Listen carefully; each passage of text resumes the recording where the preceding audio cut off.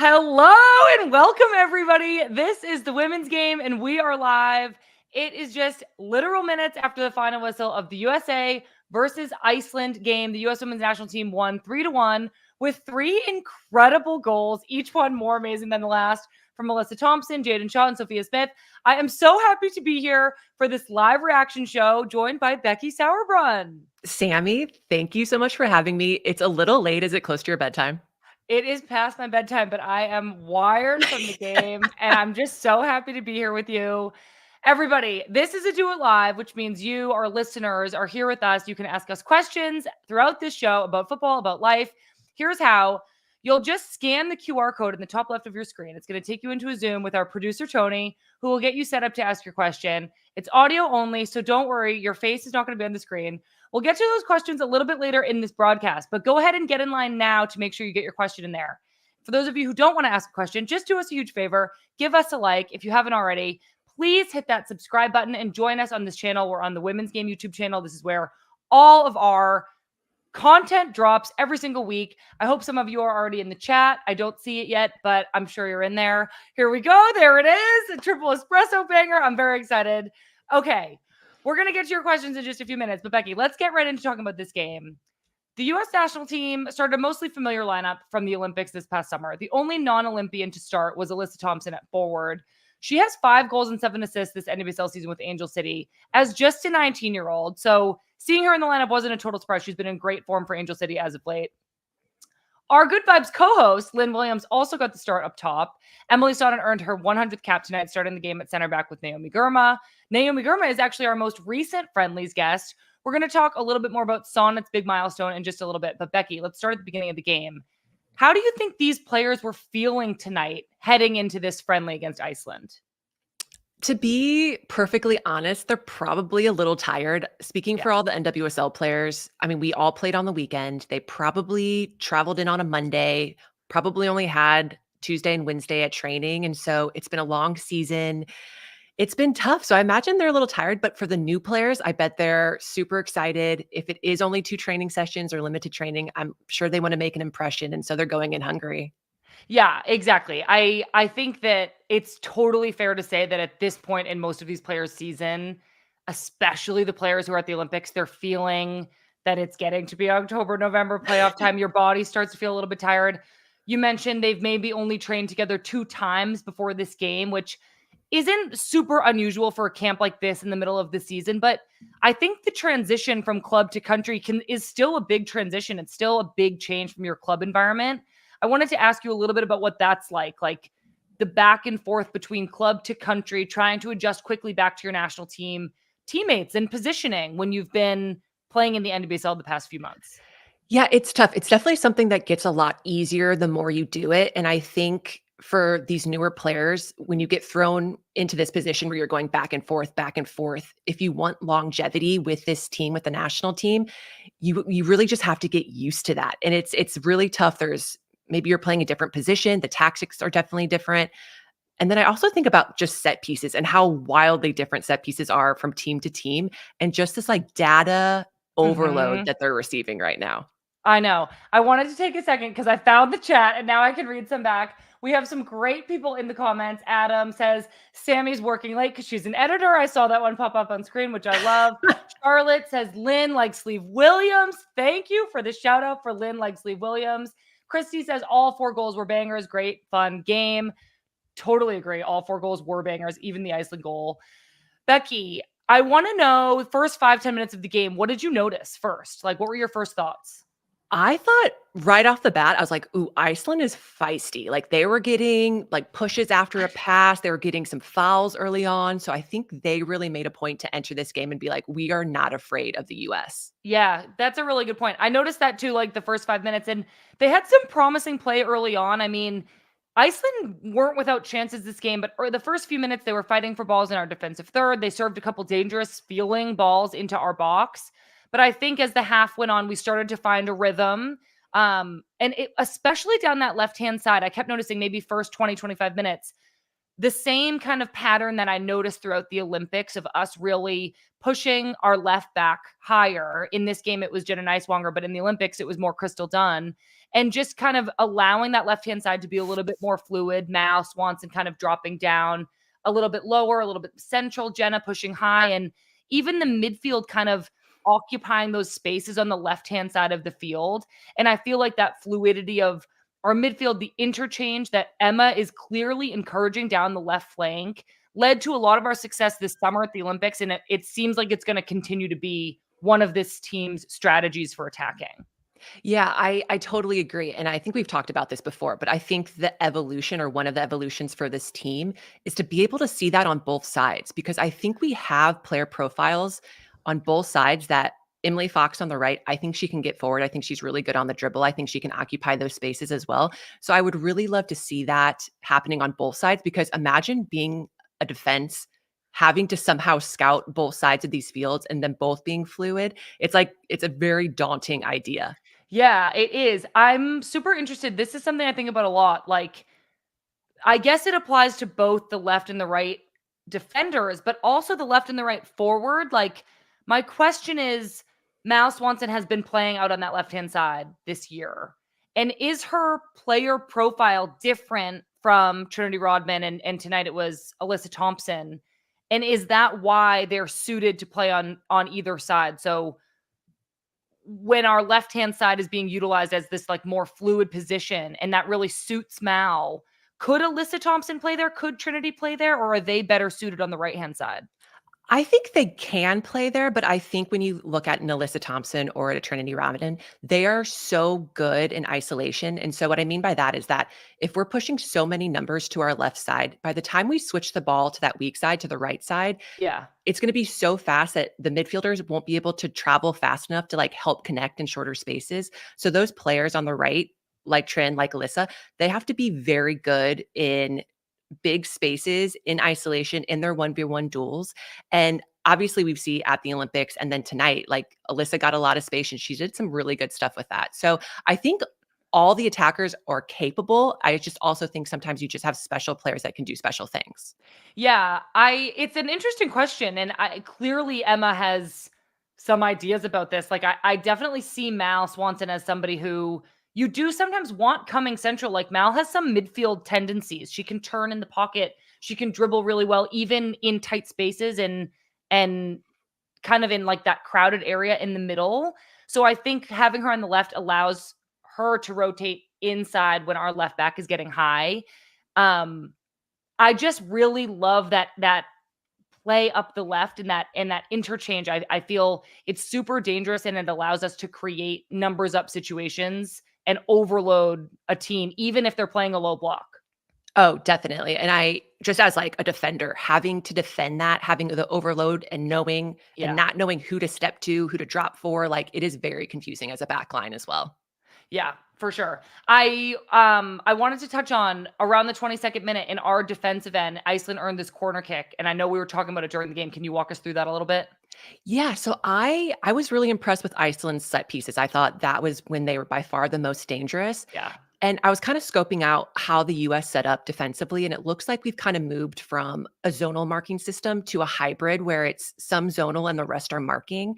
And I think that's great. I mean, a lot of teams play that. I play that in Portland. It's just sometimes when a ball gets into a zone and it's a tweener between if the zone person or the man marker should fight for it, like there can be a little bit of hesitation. And I think that happened on this set piece where I thought Iceland had a really good chance when it kind of got over Naomi's Yeah. head and between Foxy. And then they followed it up with like a really long throw. So I was like, oh gosh, like Iceland set pieces, like very dangerous. And we all know that set pieces are like the great equalizer. Yeah. I know. And set pieces are also so important when you're on the US women's national team. Like, I think about that set piece early on in the game. It was around like the 20th, 22nd minute. And Jenna Neiswanger stepped up big to clear it. But like that's something that they'll go over and film a lot, because literally, like, you could be out of position by 6 inches, you can miss a header, and that you can't do that. Like that those issues will need to get fixed. And I know this because I used to lie awake at night after training, after games, replaying mistakes I had made on defending set pieces. It's such an important part of this team's identity and such an important part of this team's success. And that margin for error is just so small, especially in major world tournaments, which the US did a great job of defending set pieces at this summer's Olympics. But I do have a story. I did make a very critical error. I'm sure I made more than one critical error, but this one was particularly bad during the 2019 World Cup, where we were defending a set piece, a free kick against France, and I dropped too early, meaning I didn't hold the offside line. And so I dropped early and I kept Wendy Renard onside, and she scored against us. And it was so horrible knowing that we had gone over it so many times and I still made this mistake that I shouldn't have made.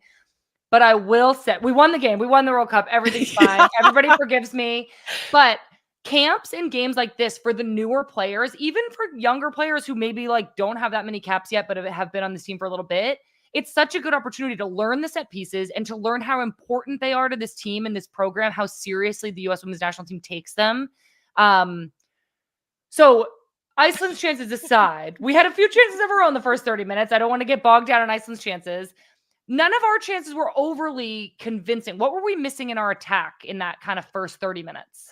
I would probably say a little bit of efficiency, and I would say not provision. Wow, what am I? Precision with the final passes. Yeah. So I think we got into good spaces. It was just that final ball, like a couple that were a little loose, a couple that went out of bounds, a couple that were forced. I thought some of our crosses, they were just kind of a little hopeful. And I think against a team like Iceland, that's very physical, very good in the air, it was kind of easy for them to clear the ball out. Yeah, that's totally fair. I think something we talk about a lot too is like when you're playing a team that is sitting a little bit lower, like it's not like the game was wide open with space. You really have to be super precise, like you said. But in the 39th minute, 19-year-old Alyssa Thompson, again, the only starter in this game who wasn't on the Olympic roster this summer, she found herself on the left-hand side of the field, which is against what we were just talking about before. It was after this second phase of play following a U.S. corner kick, which explains why she was a little bit out of position. Sam Coffey played her a nice pass on the ground. Alyssa dribbled down a little bit, cut inside to her right foot, and then absolutely buried it off the crossbar and in for her first international goal. Alyssa Thompson, again, a player who's found her scoring form in club, clearly brought that form into camp with her, just really creating her own opportunity, creating her own space, and absolutely burying the goal. Yeah, I mean, that was a great, great goal. You're so right. She's in great form. I played Angel City a couple weeks ago. She scored there. I also have to play Angel City for this last game of the regular season. It's kind of a big deal. So like, I know. Great job, Alyssa, but maybe like cool it. I know. So your Portland Thorns are playing Alyssa's Angel City next weekend, and Angel City is out of playoff contention, but Portland's playoff spot is still up in the air, Becky. I know. It is a huge game for us. And I mean, I digress a little bit here, but these internationals are going to be coming back like the day before our game. Like it's madness, this FIFA window. Oh my God, it is. The 3 games really throws you for a loop. I want to read this comment from Chloe Billings up on screen, the CP23 School of Finishing. Oh, Alyssa Thompson has been playing at Angel City with Kristen Press. We see videos of them like, I don't know, hugging all the time. And I know mentee. Mentoring. And yeah, exactly. And I think Alyssa has spoken about how she works with Kristen on shooting and finishing. And I actually saw something hilarious on Twitter during this game where somebody was like, the CP23 School of Finishing, but the Sydney Leroux like school of dogfighting or like something, just like she's getting taught this and she's getting taught this. And she has like the most incredible mentors with her at Angel City teaching her some of these skills and mentalities. Yeah. What a lucky, lucky lady. I know. It's incredible. I do want to go back a little bit because I mentioned that Alyssa was out on the left-hand side, which we know it was not her starting position this game. She was playing more on the right wing, but it was due to being a second phase following a corner kick. Can you just help me describe what that means? Yeah. So during set pieces, and like, let's say this corner kick, for instance, there can be multiple phases after the initial clearance. And it's actually when a lot of goals are scored because it just causes a lot of havoc. So yeah, if Alyssa's on the left-hand side, like these set pieces are prescribed, like there are very specific places that you are going to end up. And sometimes they're very far away from your original positioning. And so there can be number overloads in certain spots. people can be in different spots. Like as a defender, it's just kind of chaotic. And so that's kind of how Alyssa found herself on that left side. Yeah, she's typically on the right, but because it was a second phase of that corner kick, she just found herself in that area. Yeah. And much to our benefit. I know. And you're so right to point out a lot of goals are scored this way because imagine you're all set up in your defensive set piece shape, but then the ball kind of gets cleared and some players are like, "Okay, well, I'm left wing. Should I go up there now or should I Yeah. stay defending the front post where I was?" And unless your team has like a really clear plan, like, no, you stay where you are, it can be confusing and disorganized. So you're so smart to point out like it's a really big moment to take advantage of. With that goal, Alyssa Thompson became the fourth teenager to score a goal for the U.S. Women's National Team this year, along with Olivia Moultrie, Lily Johannes, and Jaden Shaw. We saw a tweet from OptiJack that is the first time 4 teenagers have scored in a calendar year since 2000, Oh, which wow. I think says very good things about our future as the U.S. Women's National Team. We have all these young ones scoring goals this year. Yes. I know, it's awesome. So we are heading into halftime, up 1-0. Did you have any main takeaways from our play in the first half? Main takeaways, probably, like I said, about being a little bit more precise, especially with our crosses. Like if we're going to be launching balls, let's make sure they're getting to somebody. Let them be on the ground. Maybe they're cutbacks. I think we just needed to Yeah. utilize space better and find that space a little bit better. Yeah, I hear you. I feel like the last time we watched this team play, they were like firing on all cylinders. It was the gold medal game at the Olympics. There was a confidence, an assuredness, like a swagger. And I think that we just in the first half, I think we just looked a little bit more hesitant. Like, Mm. fair enough. I think a little bit tired. And I think it makes sense. Like, it has been months since this team was together. They only had 2 trainings before this. There was a little bit of like disconnection, like you're mentioning, lack of intentionality, maybe with some crosses. I saw a couple moments of like hesitation, like, should I play you here? Should I serve this in? And I think that that's understandable and kind of natural. The broadcast even mentioned at halftime that Emma said she wanted to see better quality of that final pass. And I don't want to act like Iceland is an easy opponent. I think I'm just comparing the last time we saw this team play to tonight, and they were a little bit different. Mm. Iceland's a good team. They're 13th ranked by FIFA, which is a really respectable ranking. They've also actually already qualified for the 2025 Euros. And then moving into the second half in the 56th minute, Iceland worked the ball really nicely through the midfield. There was a really neat, clean combination on the right side to set up Magnus' daughter. She did this little 2v1. She cut inside, kind of shifted inside to her left foot, unleashed an incredible, beautiful curling left-footed far post shot. It was such a brilliant hit. But Becky, as our resident defending expert, what went wrong for us on that goal Iceland scored? Yeah, first off, like a beautiful strike. You can't take anything away from that. I think where we maybe could have stopped it earlier up is like when you're defending at the top of the box, the principle is always push it wide. Like if you're going to give up a shot, let it be from a bad angle, let the goalkeeper have a better chance of saving it. And I think what happened is that we kind of overran our 1v1, which allowed the player to cut in onto her left. And then when you do that, Mm, like the whole goal is open. She could have shot right, she could have shot left. So I think just always push it wide. That is the yeah. principle because it's tough. At the top of the box, you give any quality player a chance, like it could go in.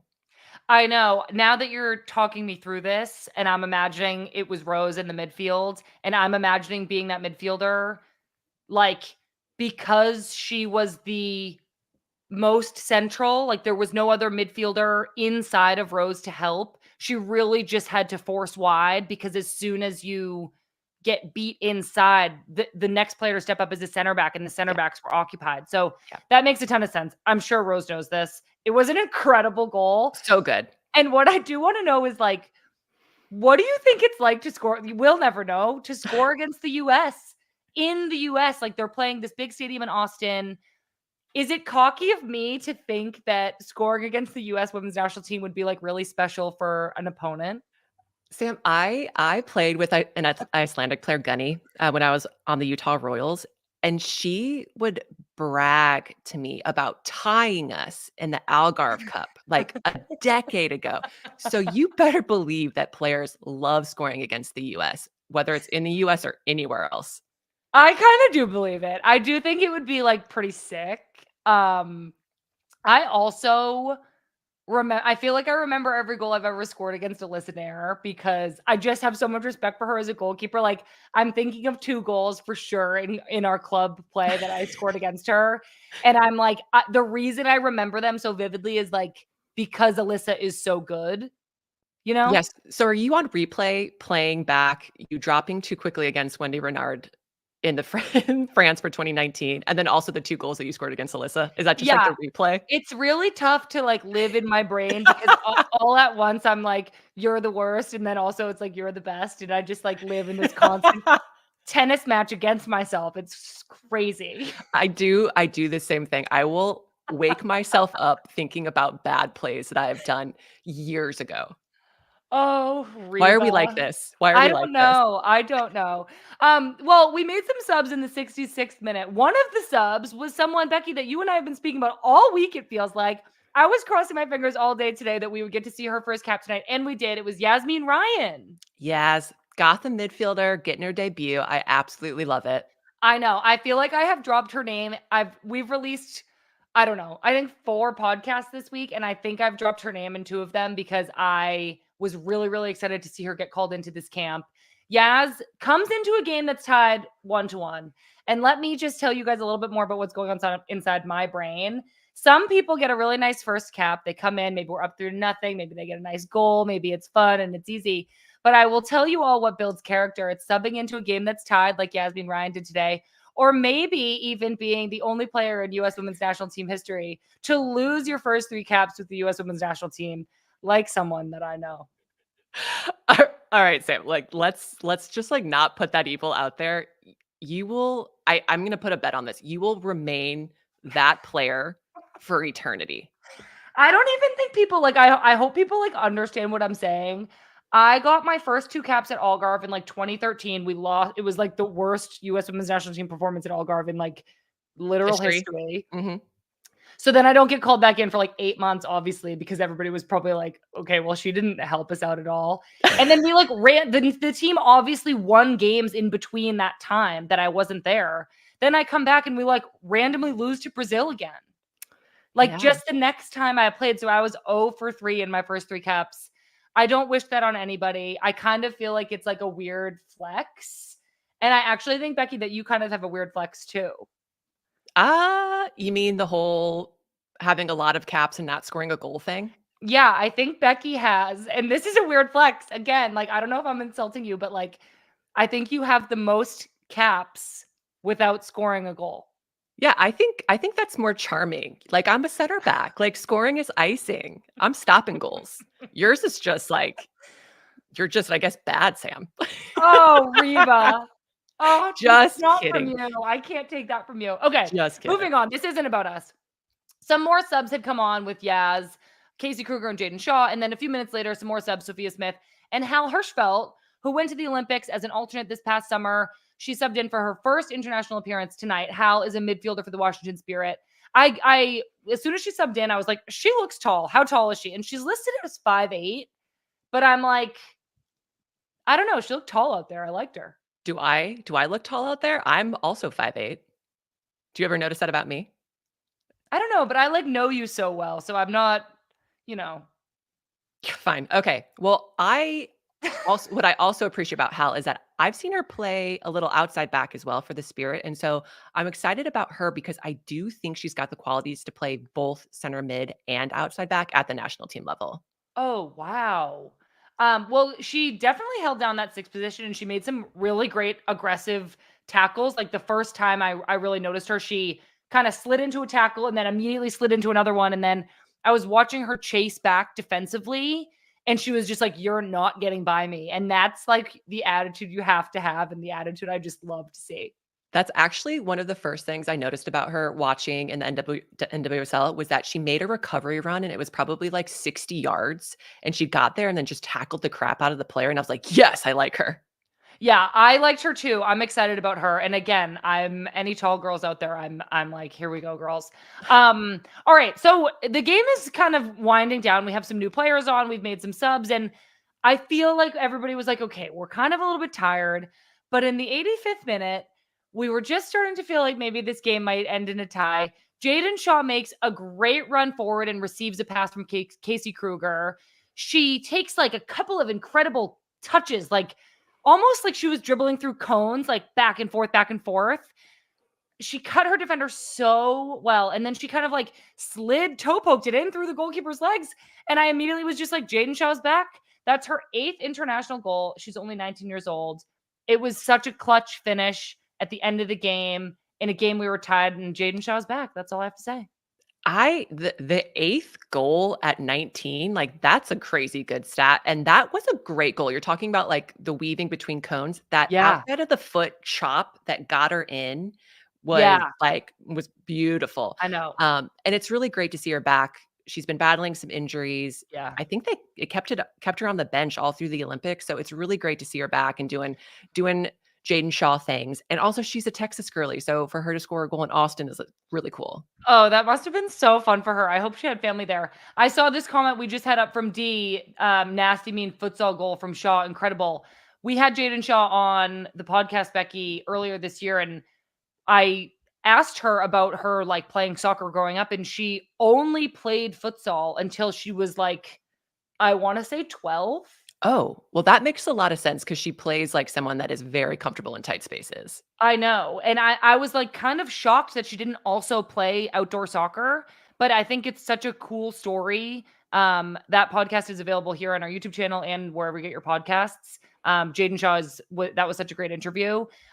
These tables, being Iceland tying the US, the tables turned all the way over. Minutes later, when Sophia Smith scored her own goal, she kind of like had played a pass forward, but it went to the Iceland player, and then the Iceland player kind of cleared it, but it went right back to Soph. So she touched it up and immediately just half volleyed it right into the far post. It was pretty sick.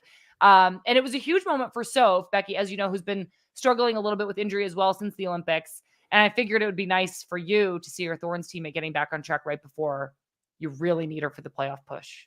Oh, yeah. Another great goal. Love to see it. We love seeing Soph score for club and country. So Alyssa can cool it. So if you just keep going, you just keep going. So the game ended 3-1. And we've mentioned this a couple times throughout this broadcast. Like, this group is, I think, emotionally a little bit drained. And I think coupling like this huge roller coaster of the Olympics, winning, celebrating, going right back to your NWSL team, and then being at the tail end of that. Like, some of these players are still in a playoff push. Like, some of them are out, but they've been playing every single game. Some of them know that they may have 3 or 4 more games left. Like, I think some of them, like you and Gotham, have been playing in additional tournaments like the CONCACAF Champions Cup and the Summer Cup. And I just think it's been a grueling year physically and mentally. So I want to know, we've both been in positions like this before. Like, what's going to get the team through these next 2 games in this window? I think it's professionalism, it's hunger, it's pride. I think this team wants to win absolutely everything all the time, and they want to do it in a way that's dominant, like performances matter.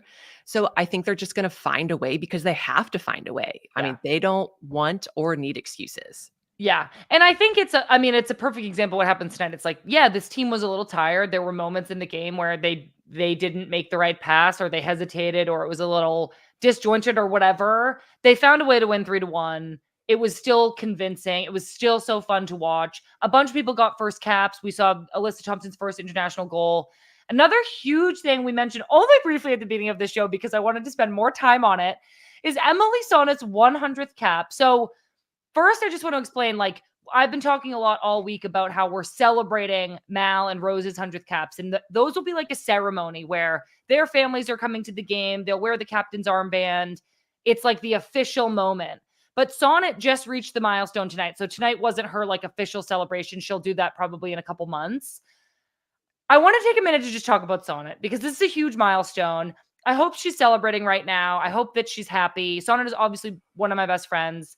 From my time with the national team, we have been through a lot together, starting with being alternates at the 2016 Olympics, which was a pretty difficult tournament. And I just want to spend some time talking about Sonnett.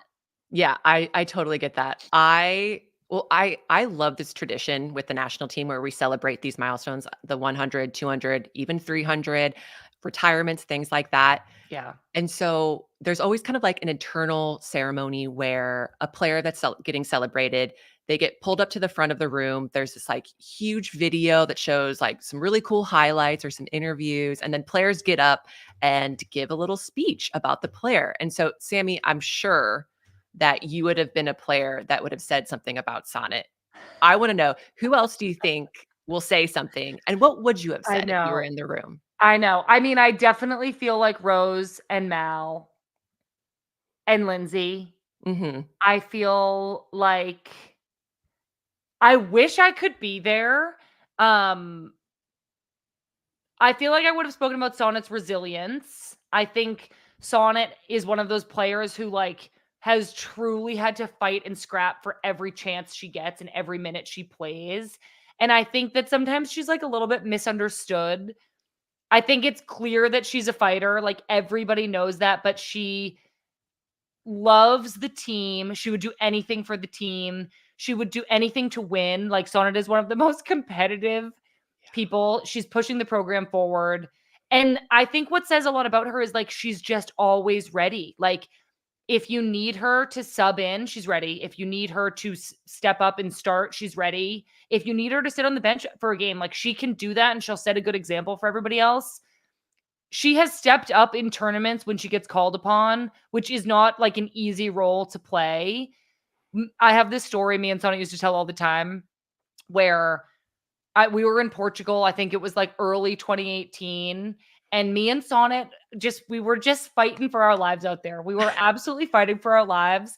And we were up against each other in like the scrub small sided game. So, like, what used to happen, everybody, is the starters would go play 5v5 starters. And then, like, the non starters, I did accidentally just call us the scrubs, but like, it's kind of a point of pride.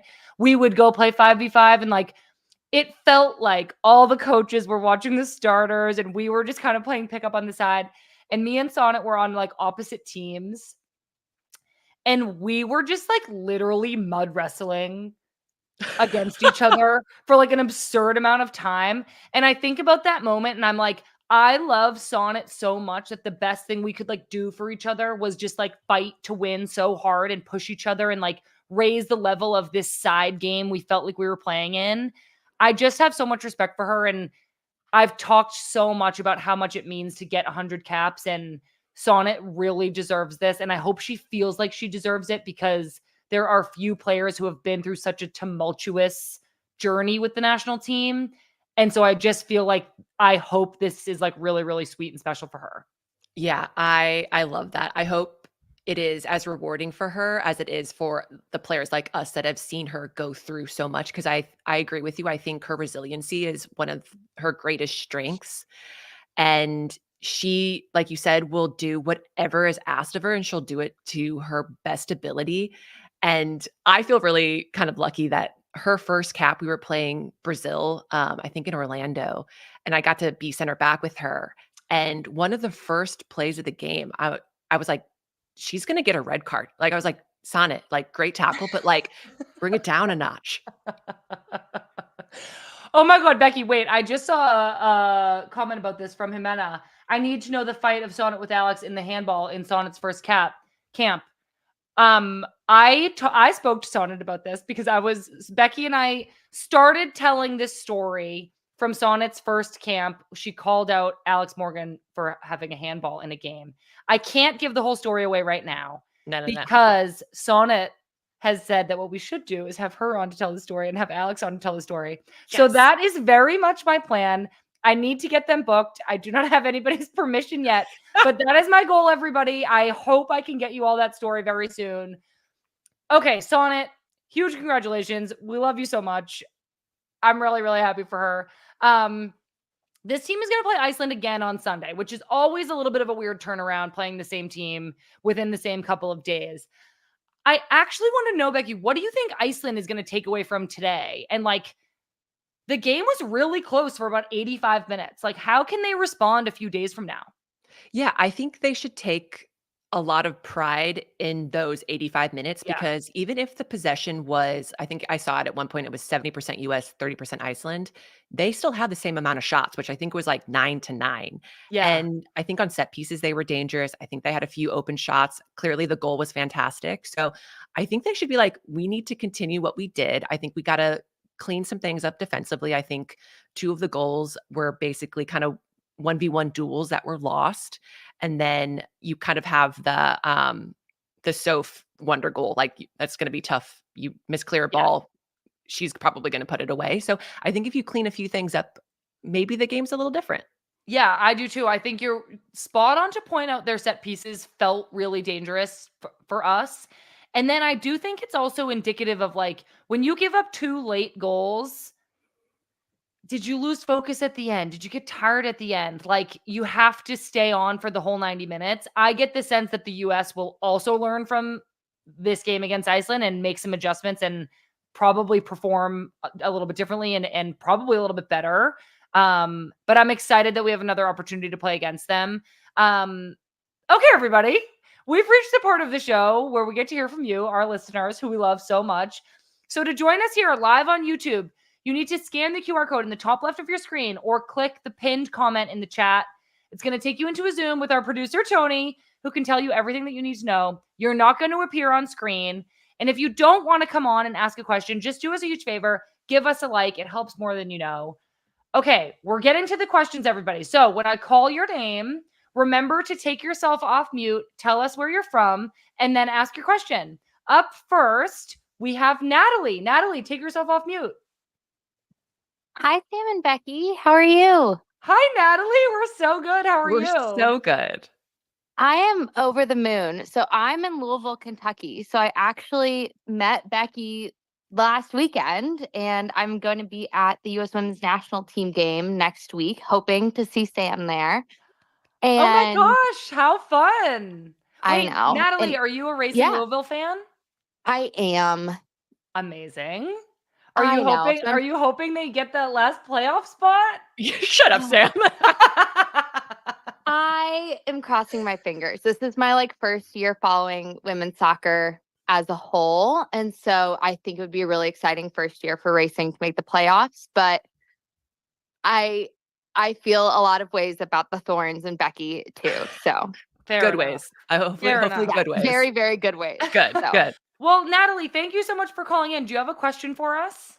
I do. So next week is going to be my first U.S. Women's National Team game. And between the two of you and the comments, I'm just curious if folks have tips for things that are particular to the U.S. Women's National Team games, or something really special about the games that I should be looking forward to. Okay, so this is a small thing, but I don't know how you feel about signs or anything like that. But I'm sure you know that some players get all the signs, like Alex Morgan. There'd be 90% Alex Morgan signs.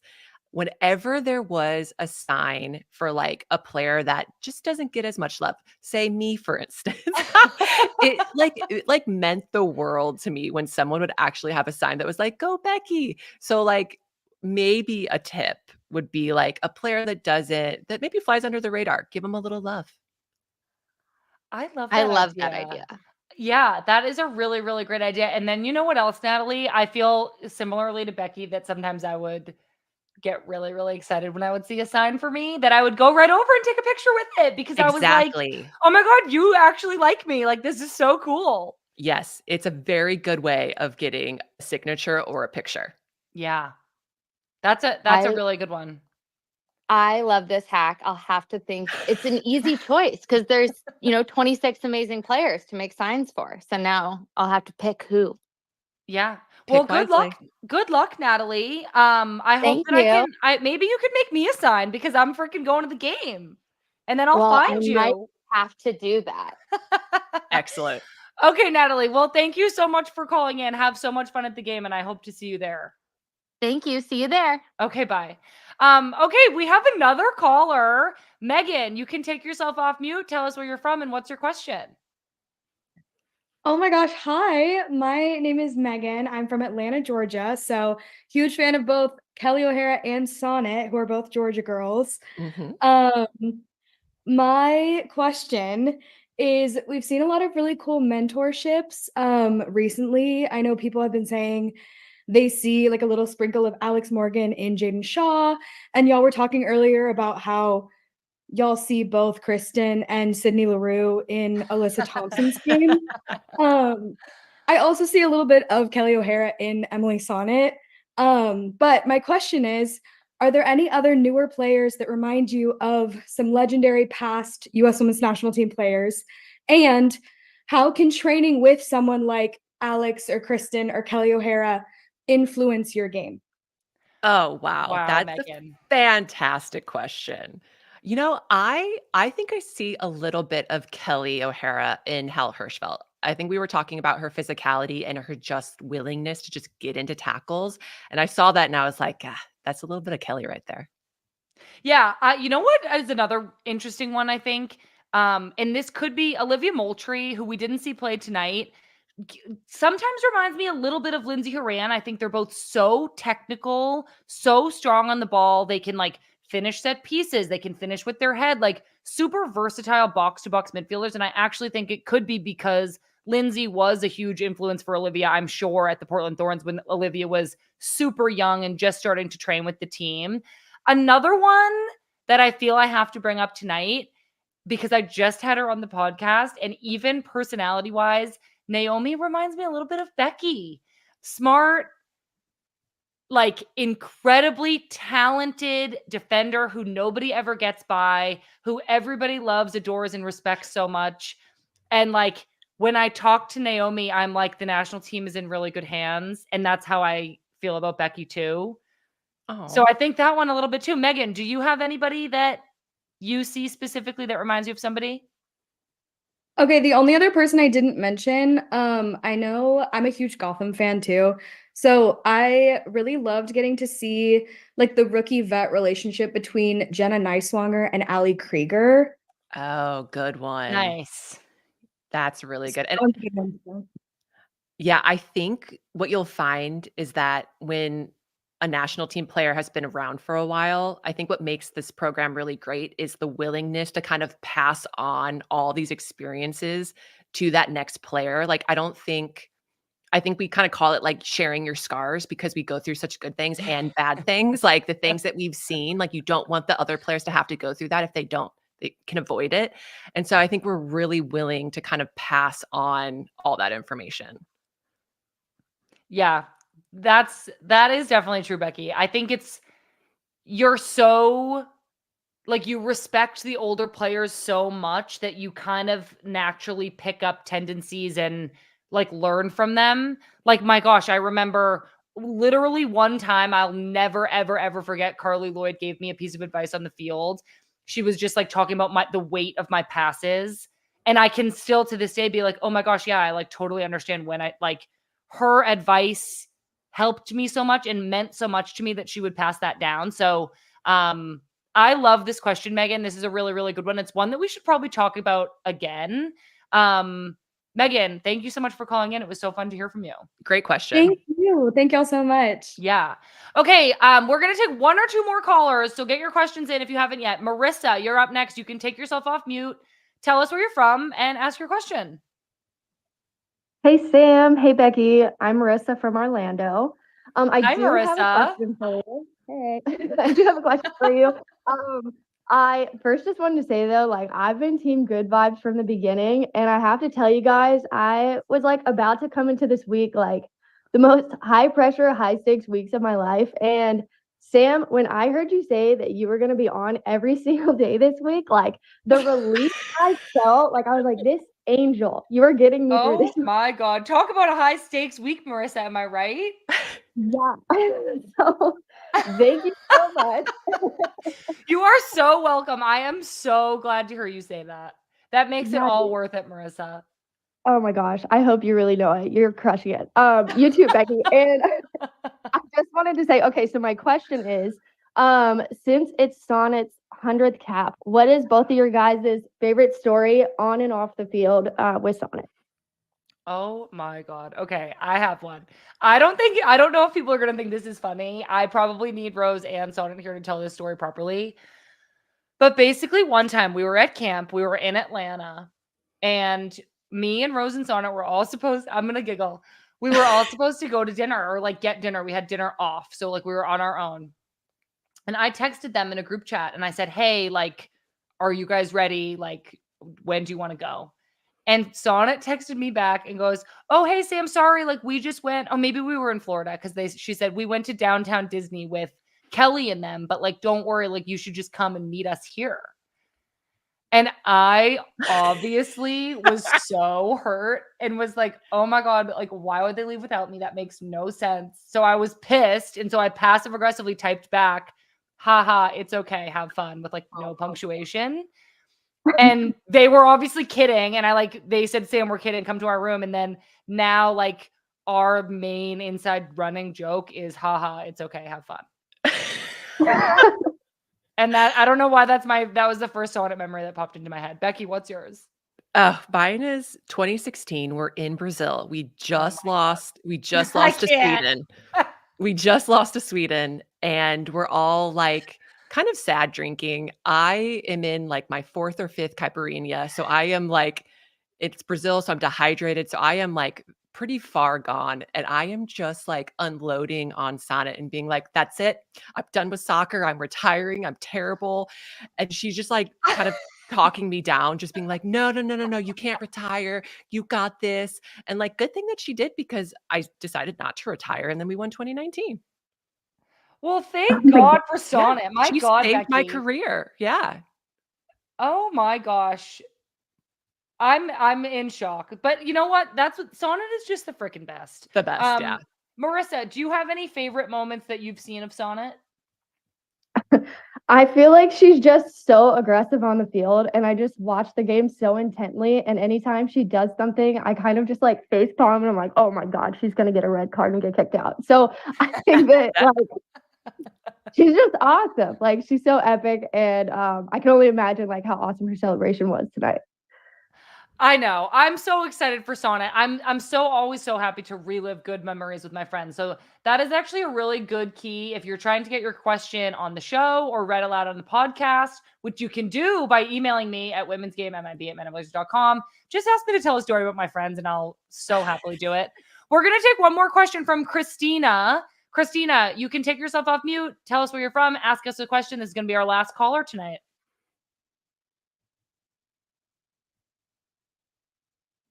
Oh, Christina just left us. Oh, bummer. That is so sad. Okay, well, everybody, you guys asked such incredible questions. Wow, I'm kind of sad we lost Christina. All right, really quickly, looking ahead, the U.S. Women's National Team's next game is on Sunday in Nashville against Iceland again. Kickoff is at 5:30 p.m. Eastern time. Becky and I are going to be going live again, so doing this exact same thing right at the final whistle. The game on Sunday is honoring Mal Swanson's 100 caps, a milestone she reached at the Olympics in the final game, and Kelly O'Hara's retirement game. I wanted to take a moment right now to thank all of you for your questions today. The callers were so fantastic. You guys made the show so much better. Everybody who's in the comments, I try to read them. They usually make me laugh. We love putting them on screen, so thank you all so much for being here. Thank you for the likes. Thank you for tuning in with us. And Becky, thank you so much for being here. Sammy, thanks for having me. I love having Becky on the show. It is just the absolute best. Okay, everybody, don't forget, Becky and I and Lynn and I, we do this together every week. It's on our podcast called Good Vibes, which drops on Tuesdays. We're always recapping the previous weekend's action in the NWSL, the WSL, whatever's happening in the U.S. Women's National Team, women's football all over the world. TWG also has a weekly interview podcast called Friendlies, which drops on Thursdays. So actually, earlier today, we dropped an interview with Naomi Girma. Next week, we have the incredible Sydney Leroux. We had such an awesome conversation with Sid. We talked all about the balancing act that is being a mom and playing professional soccer at the same time. While you're here, please subscribe to this YouTube channel and turn your notifications on. That way you won't miss any of our incredible content that we have coming out. All of our podcasts are available here on YouTube and on our podcast feed, wherever you get your podcasts. You can also follow along with us across all of our social media, Instagram, Twitter, TikTok, and even Threads at Women's Game MIB. Also, like I mentioned before, you can send us an email at womensgamemib@menandblazers.com. Ask us questions. I would love to hear from you. Huge thanks again to Becky, to all of our callers, And to the entire team at the Women's Game and Men in Blazers, I'm Sam Mewis. This is the Women's Game, and thank you all so much for being here with us. We will see you soon.